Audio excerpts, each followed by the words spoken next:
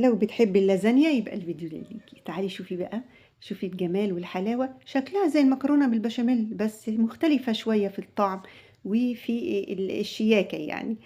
عندنا هنا عملنا العصاج، حطينا بصلة شوحناها كده ونزلنا عليها باللحمة المفرومة. تمام. شوية توابل حلوة كده بقى وشوية زعتر كده نفركهم في ايدينا نطلع ريحتهم، وملح وفلفل بس بعد ما شوحنا اللحمة وفككناها كده على النار. ليه؟ علشان ما تكلكعش معايا. خلي خطوة الملح دي في الاخر خالص والتوابل. تمام. نزلنا بقى بشوية من الطماطم وشوية من الصلصة، خلصناها واستوت خليناها على جنب. نعمل بقى البشاميل بتاعنا كريمي وجميل كده. حطينا معلقتين من السمنة على معلقة كده من الزيت وشوحنا حوالي 4 معالق من الدقيق على النار، يعني يطلع ريحته كده الحلوة، وبنبتدي ننزل باللبن. واللبن والقوام بيكون خفيف شوية، يعني ما يكونش تقيل علشان المكرونة بتاعتنا تستوي معانا كويس وبسهولة. تمام. جبنا بقى المكرونة بتاعتنا اهي. مكرونة اللازانيا دي بتتباع في السوبر ماركت عادي خالص.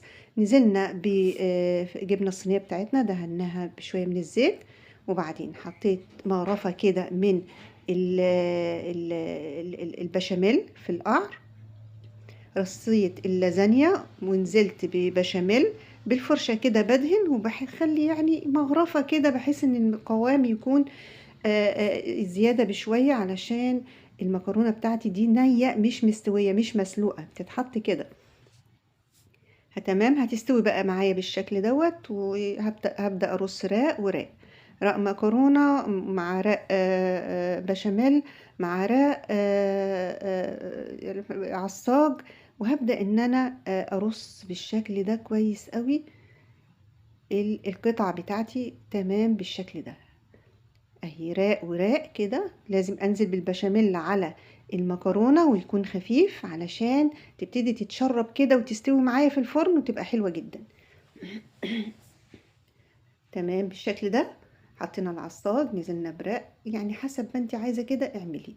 ممكن العكس، ممكن رقات مختلفة زي ما انت عايزة. المهم البشاميل يكون داخل على كل طبقة من الطبقات. هعملها كده بالشكل ده. ابدأ امسح الصينية بتاعتي عشان تكون نظيفة كده ما تشطش معايا في الفرن. الطبقة الأخيرة بقى، عملنا الطبقة الأخيرة كده بالشكل ده. نزلنا بالبشاميل. طبعا البشاميل ده أنا حطيت فيه شوية من الموتزاريلا علشان يعني يديني طعم الجبنة الحلو الكريمي كده. هزود بقى البشاميل كله. نزلت بالبشاميل كله بالشكل ده. البشاميل كل ما يتقل معايا احاول اخففه، يعني طول ما انا بعمل كده بنزل بالطبقات، لو تقل معايا احاول اخففه ما اسيبهوش يتقل مني. نزلت بقى باخر طبقة شوية كده محترمين من الموتزاريلا او الجبنة الشيدر او الميكس جبن، اي حاجة متوفرة عندك، الدنيا ما بتقفش على حاجة. تمام. بدأت كده خلصتها. تمام. طبعا غطيها بقى بصينية، تغطيها بورق فويل. المهم نغطيها علشان البخار اللي يطلع ما يتسربش مني وتستوي معايا بالشكل الجميل ده. هبتدي بقى اقطعها بالشكل ده. طبعا هي كانت سخنة وكان المغرب أذن. هبدأ اقطعها. طبعا ما صبرتش عليها، يعني هديت شوية كده، زنبتهم شوية على ما هديت معايا. طلعت بقى بسم الله ما شاء الله ولا قوة إلا بالله، حاجة كده. الطبقات يعني شكلها الصراحة يفتح النفس. بسم الله ما شاء الله.